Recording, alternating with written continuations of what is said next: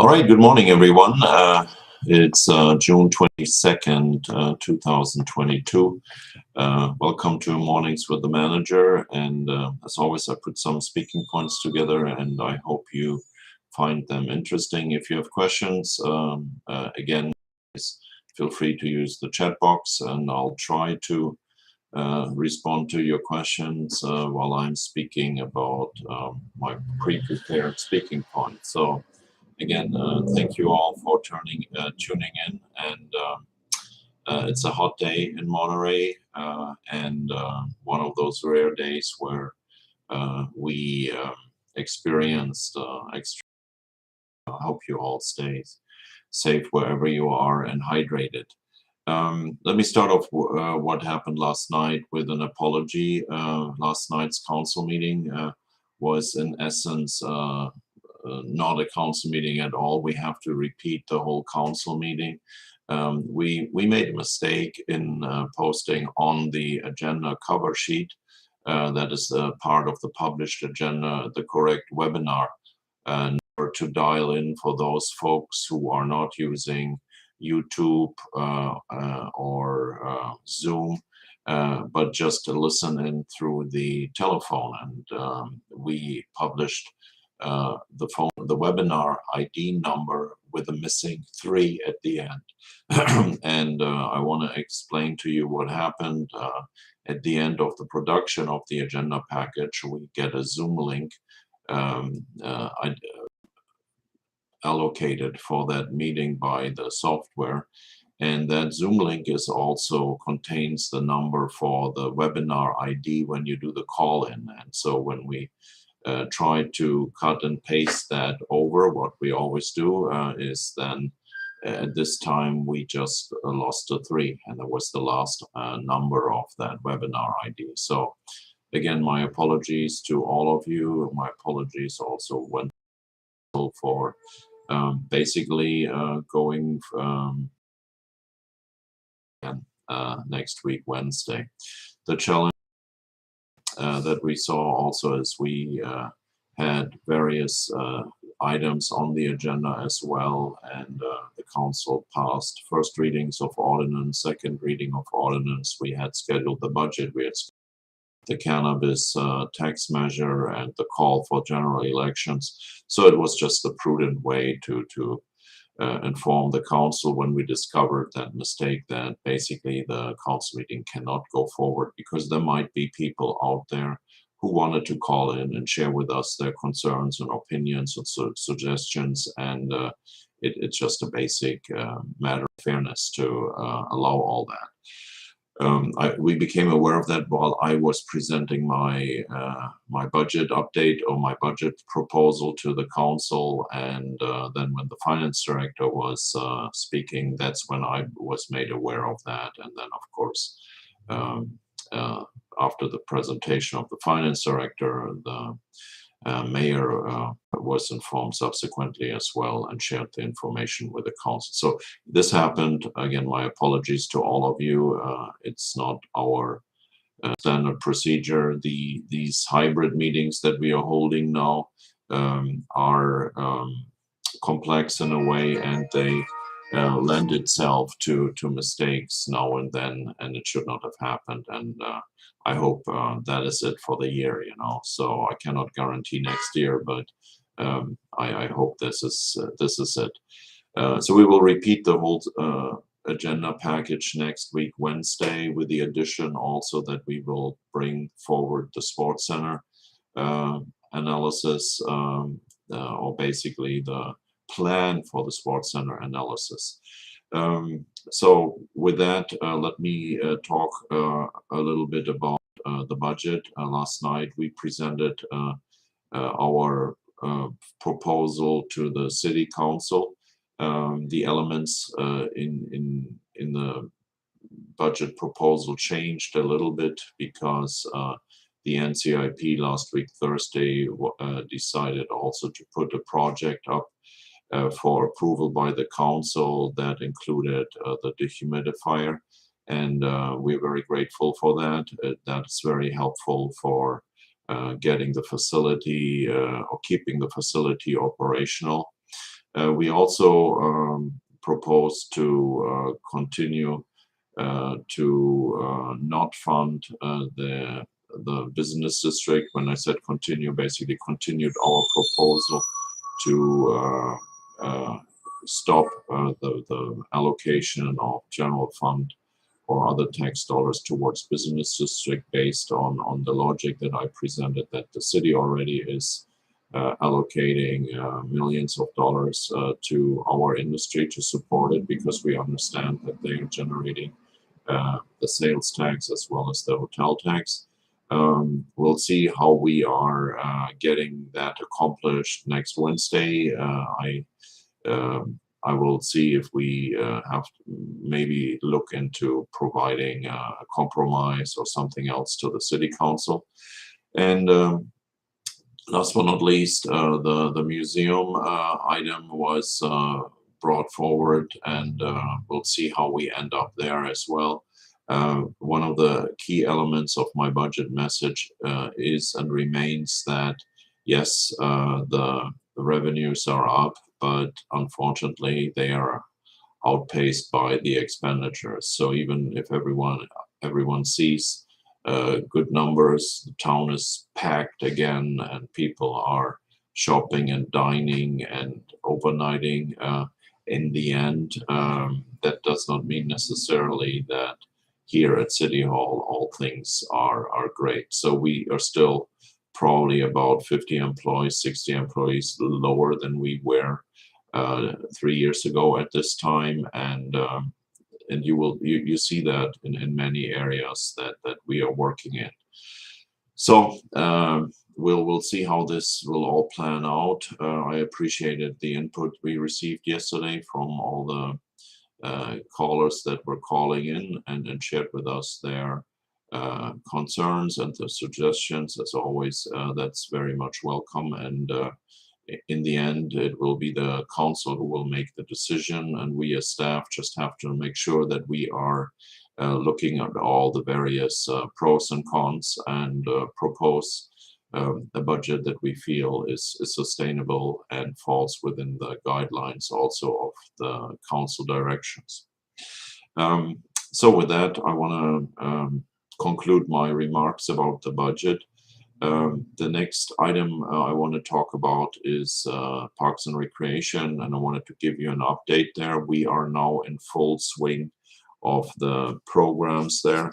The camps have all started now. Last week we started the Whispering Pine Camp, which is a camp for the younger residents here, and then we started this week Monday the Camp Kinsabe, which is an overnight camp where basically we are shuttling 2 buses out to Toro Park, and we have about 60 kids there or so, and they overnight there from Monday to Friday. So they leave on Monday, and on Friday afternoon they return to the waiting parents. And so that Camp Kinsabe started again. We are happy that we could offer it this summer.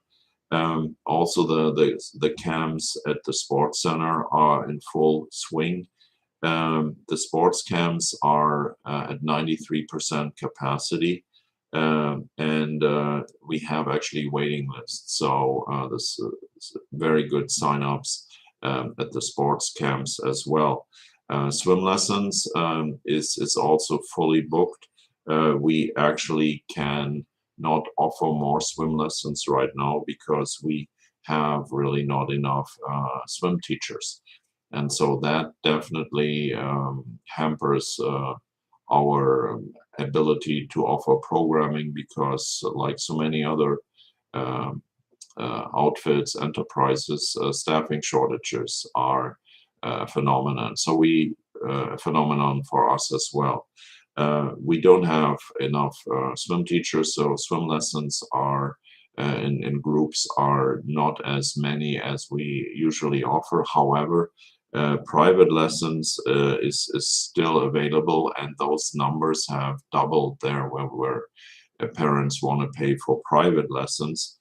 And we will have about 1,500 private lessons in swimming for June and July in the sports center. That's a record number for us. You might have heard in the news that lifeguards are in short supply as well. We usually have about a staff of 60 lifeguards at the sports center. We right now have about 30 lifeguards. That doesn't mean that our swimming operation is not safe. It has to be always staffed appropriately.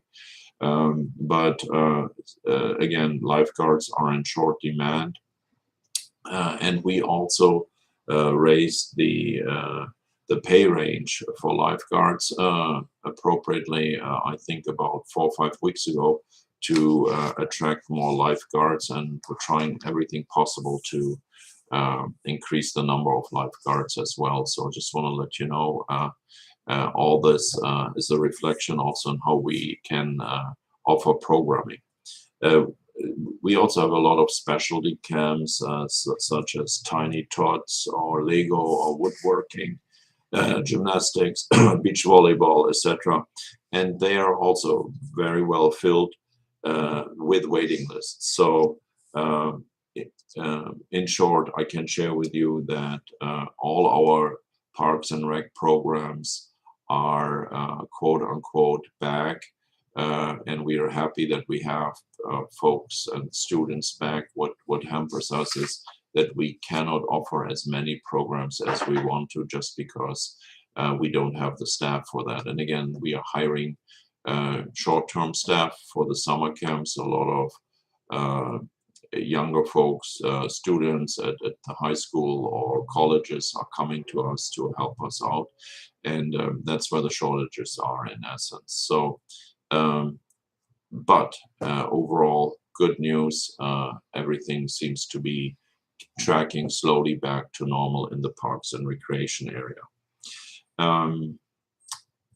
Parks and Recreation Sports Center, I want to hone you in. Next week, Wednesday, we will talk about what we are planning in examining, analyzing with respect to the Sports Center operation. I shared with you 2 weeks ago that we have, aside from the infrastructure challenge with the sports center, where we have to basically invest millions of dollars into the building, we have the other challenge, of course, that we do not have as many patrons returning. And so what we are doing there is we will bring in an outside firm that will work with us to figure out how we can offer programs, staff appropriately, operate the sports center appropriately to bring customers back and ensure that we are not losing money there, but basically hopefully break even there one day. So that will be presented next week, Wednesday, and I encourage you all also to listen to that and make your voices heard. It will be a transparent process. What I mean by that is that there will be milestones where we will be also reaching out to customers to hear their feedback. It will be not a blue ribbon commission, because we don't have the time to do that. We want to get it done from start to finish in 10 to 12 weeks, because we need to implement measures. Again, at the end of this process, there will be presentation also to the City Council, and there will be another opportunity then to provide feedback. Next item I want to talk about is the trolley. The trolley has started rolling again, and it will start rolling this week, Friday, I believe, on the 25th. Let me quickly check if that's the Friday. It's Saturday, so probably will start on Saturday. The trolley is funded by the city of Monterey and the aquarium. The aquarium ships in about 21% of the cost, and the city carries the rest of the cost. What you need to know about the cost for that is we cut it back to basically starting now this week in June. Usually we want to try to start it on Memorial Day. And then it runs from Memorial Day to Labor Day, and then we have weekend shuttles or weekend trolley services from Labor Day to Memorial Day. We stopped having all of that, of course, during the pandemic, and then last year we just had the summer season, and again this year we also just financed the summer season.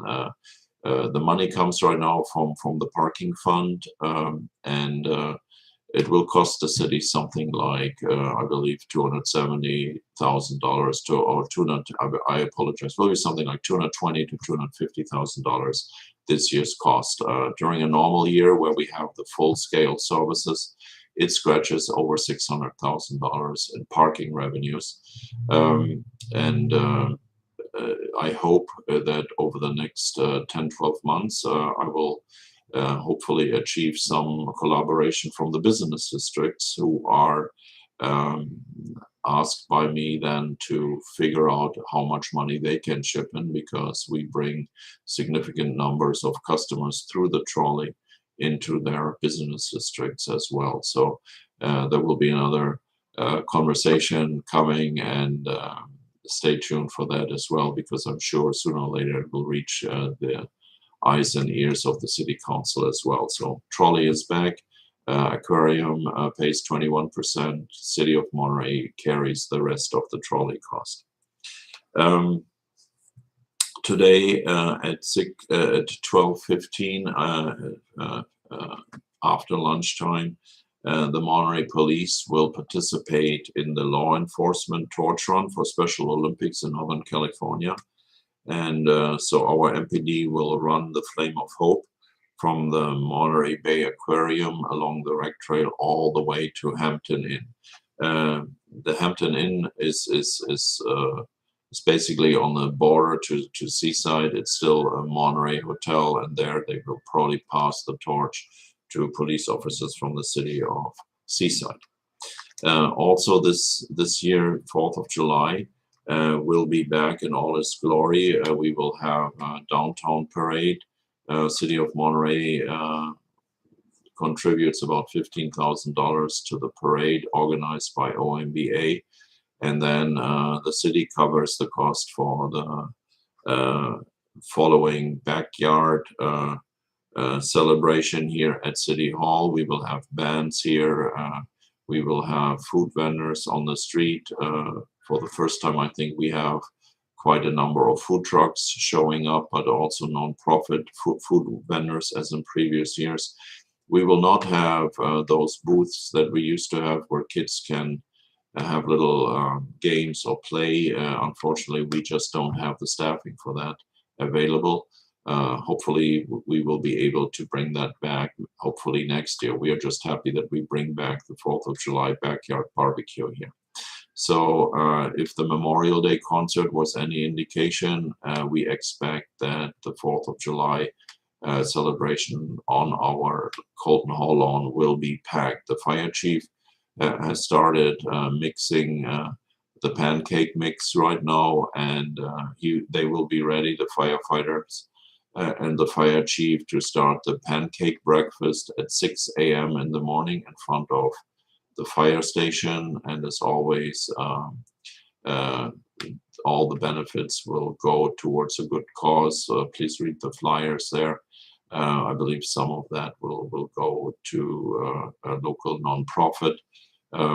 And again, if you can support it, pancake breakfast starts at 6 a.m. Then go to the parade, and then enjoy the backyard barbecue. There will be no concert in Monterey this year. It will be at Devendorf Park in Carmel. Monterey Pops will be performing there. They did this also during the pandemic at Devendorf Park. So that will be it for Monterey on 4th of July. So everyone is invited to come. Last item that I wanted to share with you as well is we are experiencing a COVID surge. Some people call it a swell. Some other might call it a surge. I can share with you that the numbers at the Montage Health Facility Community Hospital of Monterey has been constantly increasing of folks that are hospitalized there. Yesterday, I believe we had 27 folks at Chomp. 3 of them were actually in the ICU. I also see a lot of folks here around City Hall or in vicinity of City Hall that we know have experienced COVID.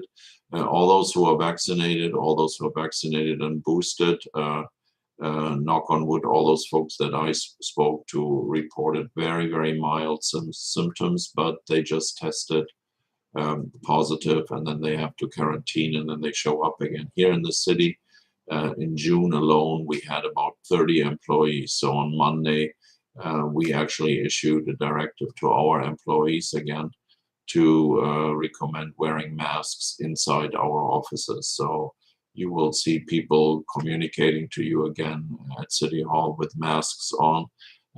We felt compelled to do that since also Monterey County went into the higher risk, in the highest risk tier, as categorized by the CDC. So again, it appears that COVID is increasing again, and it's basically also part of probably, I think, that people are just congregating and are less careful than they were maybe a year ago. So as I said, always we have to keep up with the trends, and we have to understand what's going on in society to make the right decisions. And that's just another element that is happening right now. I encourage all of you to remain vigilant and careful, because as you see, the numbers have been constantly improving over the past weeks or so. And again, City Hall went into